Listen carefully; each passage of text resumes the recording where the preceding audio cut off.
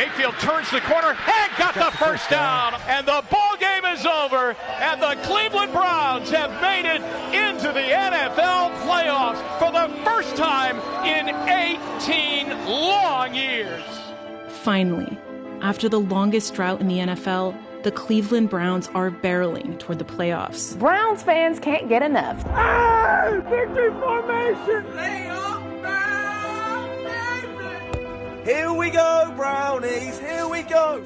To be a part of that was so euphoric, and then I just hugged my wife and was just like, man, we did it, we made it, we're part of this. Joe Paterno, get up here. Longest tenured Brown right here, you're going to playoff 75. No other Browns player had waited longer than star lineman Joel Bitonio. I've been here for 7 years. We haven't had a winning season since I've been here. You don't realize how nice it is to win unless you've been at the bottom, and I had been at the bottom. But another hurdle was right around the corner. Just days before the huge face-off against their heavily favored division rival, the Browns get bad news. 5 new cases of COVID, 3 coaches, including their head coach, and 2 key players, including Bitonio. My first opportunity to play in the playoffs, and then you get this phone call and it's like, you're out for 10 days, you're not going to be able to play in the playoff game. You're just like, man, how many other guys later in the week are going to test positive? Who are we going to be able to play with out on the field? It looked like coronavirus would doom the Browns' playoff dreams. But the NFL had already learned some hard lessons about how to control outbreaks since the beginning of the season. A season that, back in July, many thought would never happen.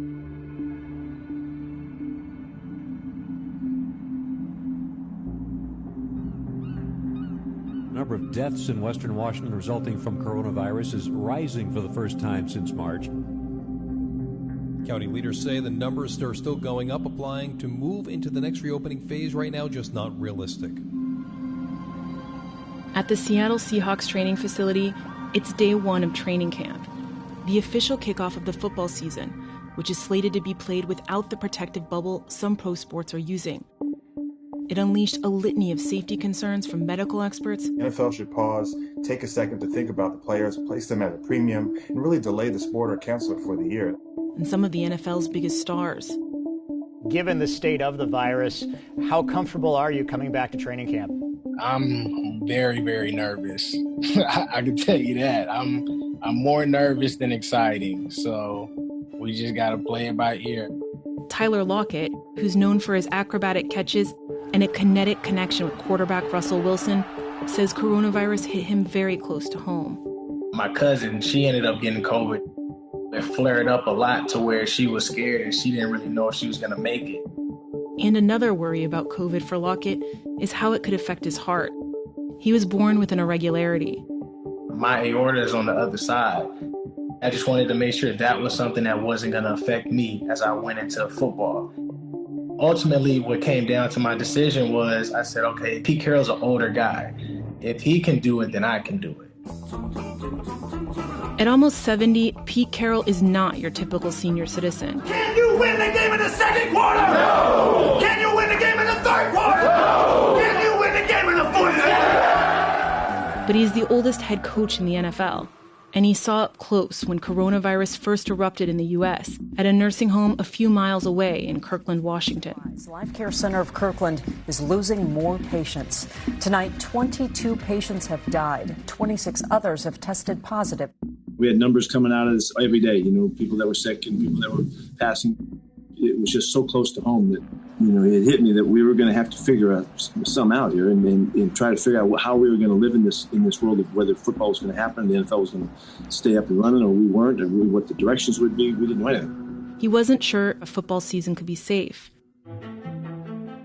The dilemmas to me were that we're going to do all of this distancing and all this taking care of business and staying away from each other and all wearing masks on, and then we're going to go out and play football. Them breathing on each other and facing each other in the trenches, you're like, how are they going to be able to survive that? Sam Ramsden is normally the director of player health and performance for the Seahawks. But this year, he served as the team's infection control officer. I'm the person that you can come to with any questions. You were flying into something that was completely unknown. Obviously, it scared plenty of players. Players like Tyler Lockett, who's on his way to get his first COVID test. I don't want to do that. You got it. This is the beginning of a grand experiment to play a not at all socially distant sport in the middle of a pandemic. Instead of a bubble, the NFL tested and tracked over 6,000 players, coaches, and staff every day. An operation that paved the way for 256 games, a giant trove of COVID data, and for fans watching at home, barely a hint of the radical changes going on behind the scenes. In most NFL seasons, it's about the Chiefs versus the Raiders or the Packers versus the Bears. This NFL season was very much about the NFL versus this virus. Dr. Alan Sills is in charge of the league's pandemic plan, a playbook which relies on scientific tools that had never been tested on this kind of scale, says epidemiologist and NFL advisor Christina Mack. The way that the protocols were written had some very unique elements. One of them is that we tested everyone in the ecosystem every day.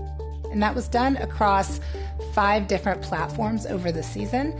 And so we were really able to see the nuances and sensitivities of those diagnostic tools, which were quite new. Doing over 1 million COVID tests enabled the NFL to see one testing platform was able to detect cases as much as 1 to 2 days earlier than the rest. They also collected data on everyone's interactions with wearable tracking devices called Connexons. All of the players and the staff were wearing Connexon devices when they were in the facility, when they traveled, and during the game.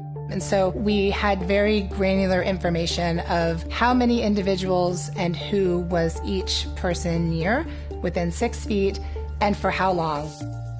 The constant testing and tracking were critical, but the Seahawks say the toughest part was instilling the mentality to keep it all up. The distancing, the masks, the never-ending takeout. You're constantly asking people to do something they're not sure they want to do. They're here to play football, and they're not really trying to worry about wearing a chip or wearing a mask. Some people thought it was the worst thing that ever happened. They were scared to death. Some people said, no way, it's a bunch of BS and it's nothing.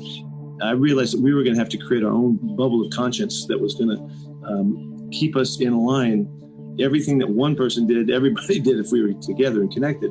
We needed to recognize the people that might not be on board and meet them where they were and try to bring them along with us and get a real team effort going.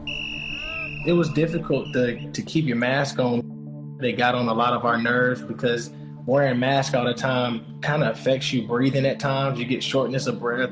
You start thinking if you got little things in your throat, you start thinking something's going on. Some days you got adjusted to it. Some days it became easier. But other days, it's just mentally stressful, and it impacted us a lot. It was constant. It was 24/7 forever, and so we had to help our guys stay in the mentality of it. The whole building was restructured, and there was signals and messages everywhere, and we were trying to figure out what was the best way to do things. The best way, the only way, he says, was still often virtual. I'm gonna see all y'all on one screen, though. Let's see how many work. The heck? It was a big adjustment at first, but Carroll says it also forced them to get creative. We have a guy that comes to us from the University of Miami. I want to welcome in Greg Olson. Yeah, Coach, thanks so much. So excited to be here. Yes. We learned, and we had to develop our habits, we had to develop our style, the way we entertained our players, the interactions, the competitions, all of the things we did to make it thrive. Does this look like the body of a 36-year-old? You might want to work on that core a little bit before we get here. Oh, no, the core's fine. The core's fine. I love it. It was our job to be the conscience for everybody. Human nature wants to take the easy way out. We cannot fall prey to it. We have got to battle through it. We had to take responsibility for it, too, and feel like if we failed, it was our fault. We needed that pressure on us and that stress to make sure that we toed the line. But there were failures.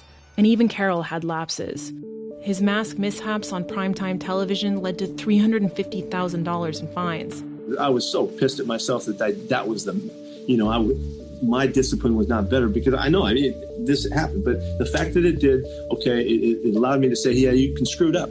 Even when you care so much and it's so important, you can still, err.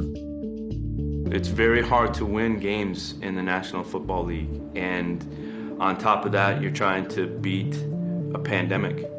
For the third time, Tyler Lockett, touchdown, Seahawks! The Seahawks were winning games. My advice to their defense is you might want to cover Tyler Lockett. And keeping the virus at bay. Touchdown, Nick Jones! For the first few weeks of the season, teams across the league were seeing few cases. It seemed like the system was working. But the calm was abruptly shattered in Week 4 by the Tennessee Titans, with 8 positive tests. Every morning we get alerts of those positive tests.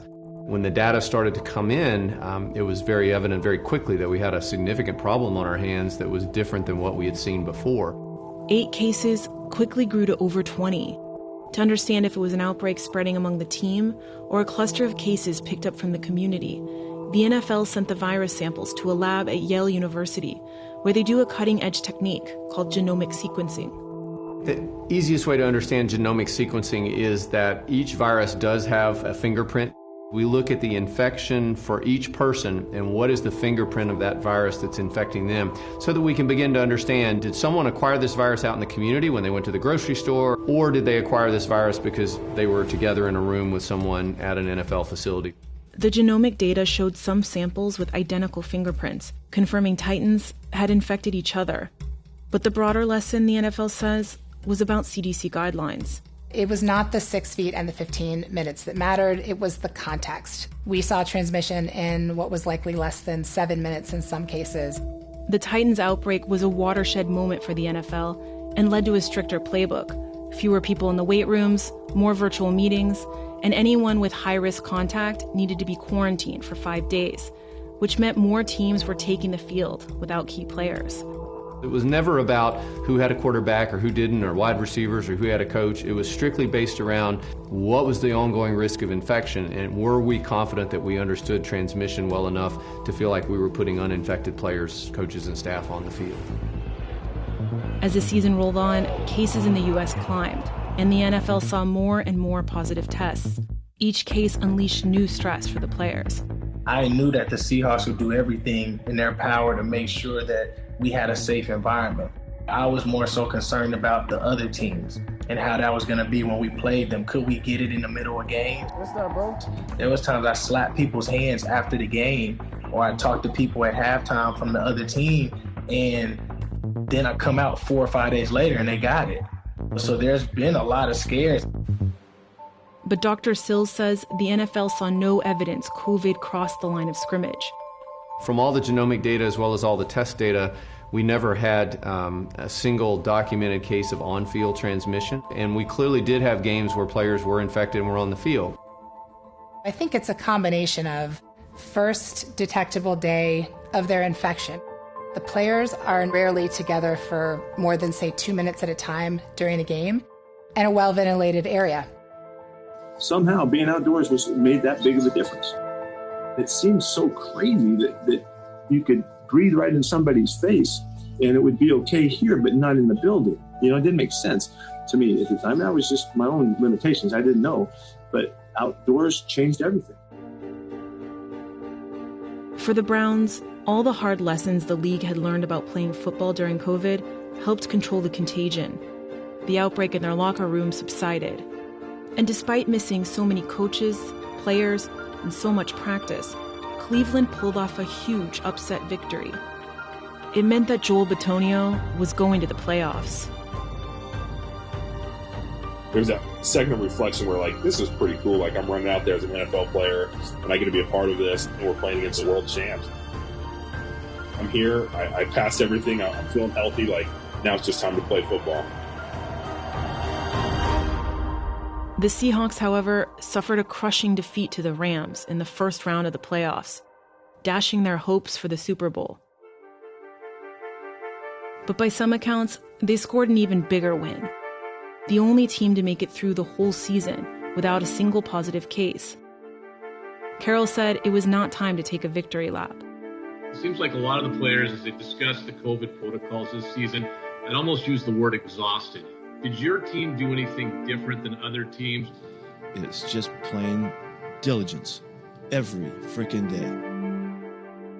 The bigger lesson, though, he says, applies equally to civilians. COVID is a grind. Even for those in the most well-funded, high-tech bubble of the NFL, it takes a team. That's the biggest thing that I think we all took away Football is great. Football is fun. But we're able to go out there and be as great as we can be because I know this person beside me has my back.